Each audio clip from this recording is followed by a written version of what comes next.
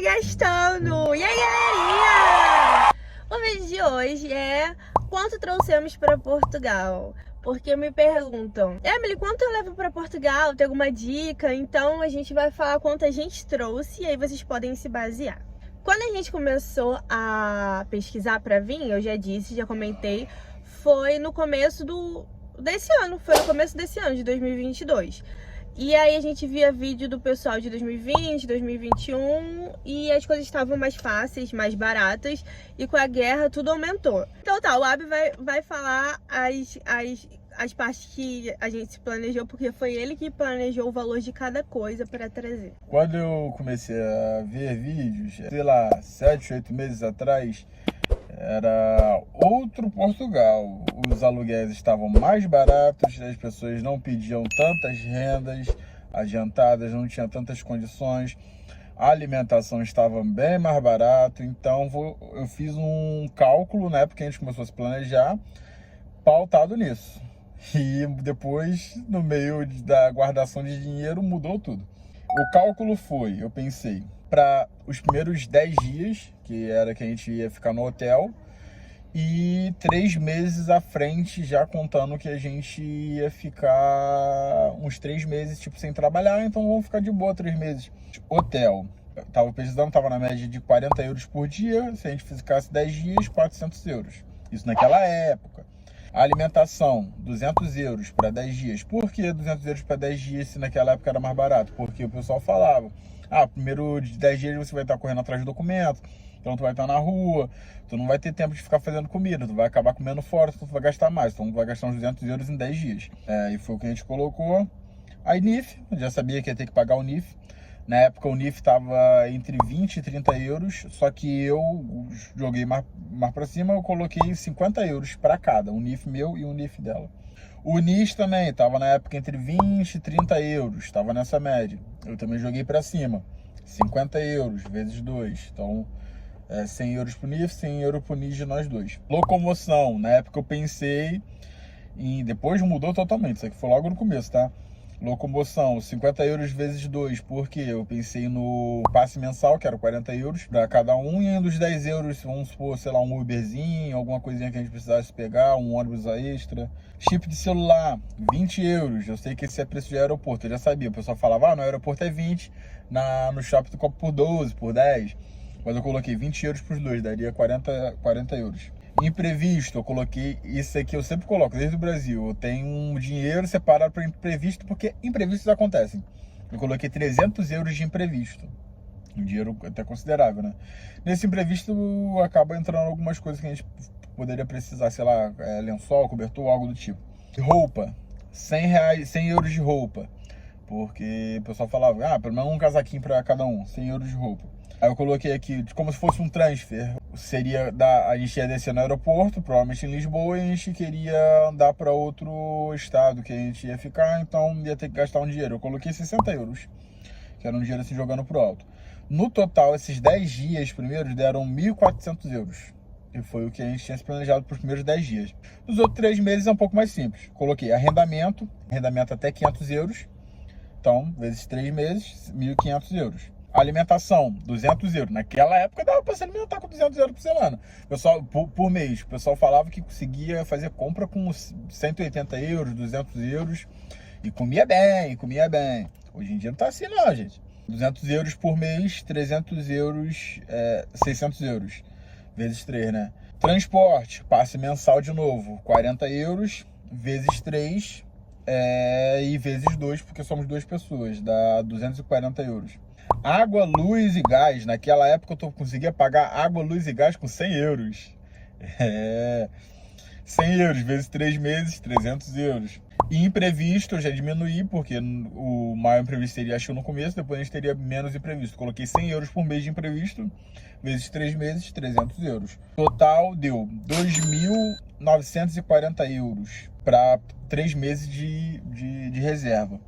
Juntando 2.940 dos 3 meses, mais 1.400 dos 10 dias de hotel, daria algo em torno de 4.400 e pouco. Eu arredondei, 4.300 e pouco, eu sempre arredondo pra cima, então eu arredondei pra 4.400. Quando eu conversei com a Emily, eu falei, ó, se a gente for mesmo, esse é o valor que a gente precisa arranjar, 4.400 euros. E isso dava em torno de 27.280 reais na cotação da época, que era 5,50 mais ou menos. Mas esse hotel que você tá falando, a gente ia pagar do Brasil, né? Não, ia pagar aqui. Isso foi no começo do planejamento, a gente ia pagar aqui. Ah, antes da gente alugar o Airbnb. Aí depois, conforme eu for mudando as coisas, tipo, eu falei com ela, comecei a fazer cálculo, né? Falei, pô, se eu sair do emprego, eu consigo tanto de rescisão.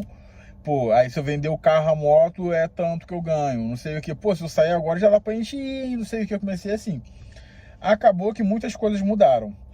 O hotel, por exemplo, a gente não alugou aqui em Portugal, a gente já alugou do Brasil o hotel, que seria 7 dias de hotel. E depois a Emily também deu a brilhante ideia da gente alugar mais um hotel por um mês, porque a gente começou a ver as coisas, começou a ver que na época a gente estava se planejando já, começou a ficar muito caro as coisas e difícil de aluguel no meio do planejamento. Isso é uma coisa ruim, né? Que tipo, tu começa a se planejar com uma coisa, depois no meio do planejamento Portugal mudou radicalmente, tudo mudou de preço, tudo. Porque assim, tem a parte da imigração, a gente comprou a passagem para 7 dias, então o hotel eram 7 dias. Aí a gente olhou um hostel e olhou o Airbnb para ver qual ficava mais barato. Ficou o melhor Airbnb, e Airbnb a gente já tinha a cozinha, já tinha o quarto, a gente não ia dividir com ninguém, que hostel são quartos que você divide, e alguns hostels tem cozinha que você pode cozinhar. Então a gente viu um Airbnb que era melhor, a gente fazia compra, cozinhava, não gastava dinheiro na rua. E aí foram esses 7 dias de Airbnb para passar na imigração. Aí foi que eu falei para ele, eu falei, olha, 7 dias é muita correria para você achar um arrendamento bacana. Vamos alugar aqui do Brasil mais um Airbnb por 30 dias. Então, além daquele de 7, um de 30, pra gente ter 30 dias para conseguir trabalho, conseguir carro, pra gente conhecer os lugares e conhecer os lugares não de passear, conhecer os lugares para saber direitinho onde a gente queria o nosso morar, né, o nosso arrendamento. Então foi isso, foram 2 Airbnbs, um de 7 e um de 30 dias, que eu vou printar e vou botar o preço aqui, ó. O de 7 dias ficou esse preço e o de 30 dias ficou esse preço. Minha cara. Na sua cara. Enfim, só que aí as coisas foram, tipo, a gente começou a vender as coisas de casa, a Emily tinha uma loja online, ela começou a vender as coisas da loja. E acabou que a gente juntou mais dinheiro do que a gente imaginava. Tipo, eu ganhei a rescisão, a Emily estava trabalhando também, ela tinha acabado de entrar no trabalho, a gente nem contava com essa rescisão, ela foi mandada embora também e ganhou uma certa rescisão também. E a gente vendeu o carro, vendeu moto, vendemos tudo e conseguimos juntar mais dinheiro do que a gente achava. A gente veio com basicamente 7 dias mais um Airbnb de 28. De 28. 28, 30 dias, vamos botar aí, 1 mês e 5 dias já aqui de arrendamento pago, que seria o tempo pra gente arranjar um aluguel. Fora isso, a gente trouxe mais dinheiro do que a gente tinha previsto. Só que, qual o problema? A gente, depois que a gente viu que a gente estava juntando mais dinheiro, a gente falou, cara, a gente começou a pesquisar mais também, né?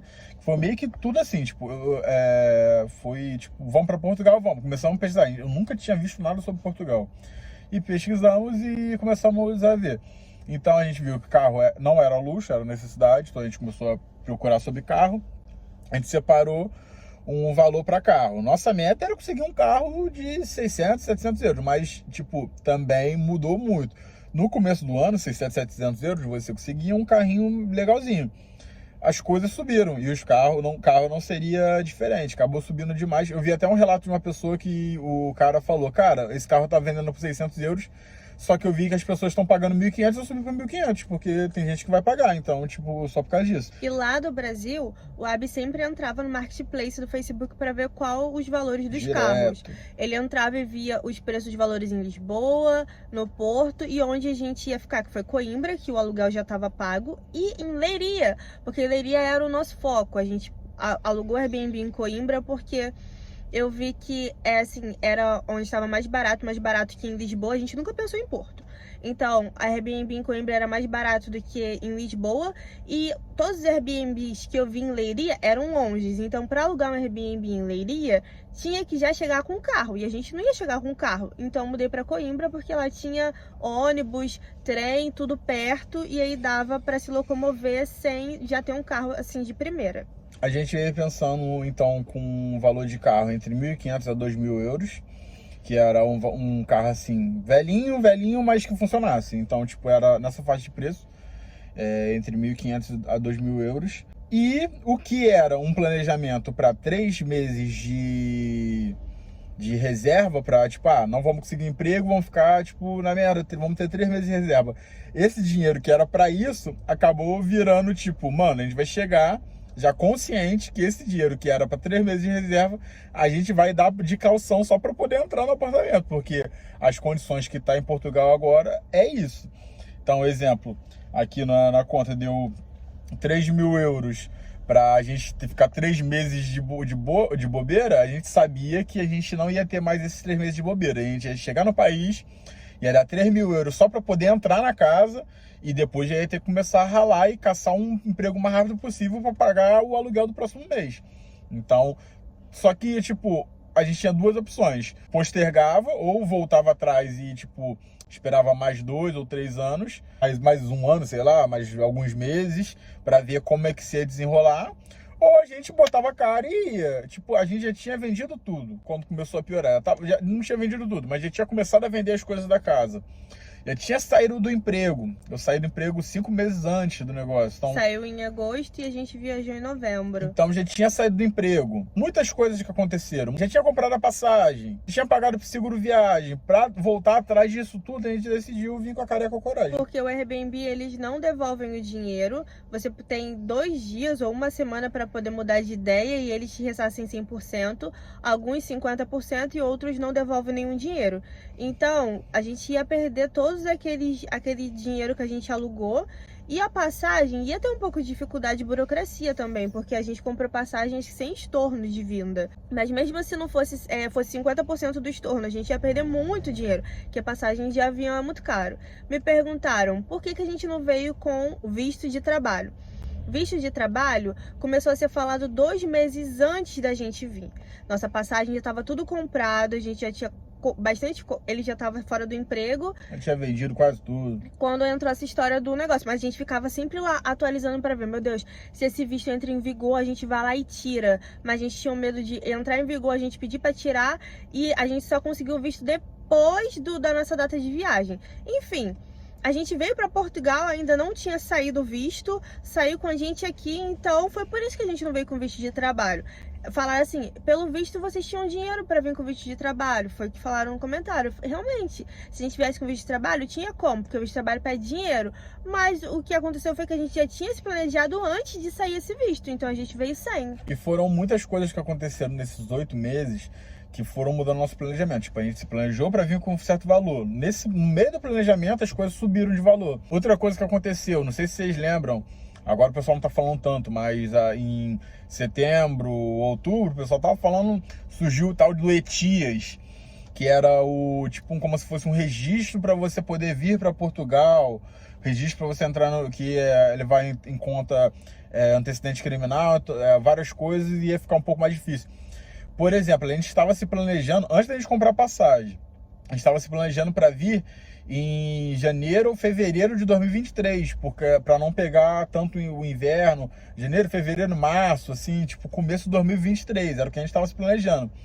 A gente adiantou a viagem por causa do ETIAS, porque começou a surgir aquilo tudo, tipo, mano, na virada do ano, em 2023, vai surgir um ETIAS aí que vai mudar tudo e tal, vai ficar muito mais difícil de ir para Portugal. Vai ser igual aos Estados Unidos, tem que a gente falou, agora então, vamos comprar passagem para outubro. Qual é a data mais barata que tinha aí? Olhamos, outubro, vamos comprar. Compramos, foi assim. Mas, era em outubro, mas eu pedi pra gente viajar em novembro, porque foi aniversário do meu irmãozinho. Aí a gente viajou depois do aniversário dele em novembro. Então, e logo depois, tipo, deu 2 meses que a gente comprou a passagem, aí adiaram o ETIAS. Falaram, não vai ter mais ETIAS, agora o ETIAS vai ser pra, sei lá, 2025.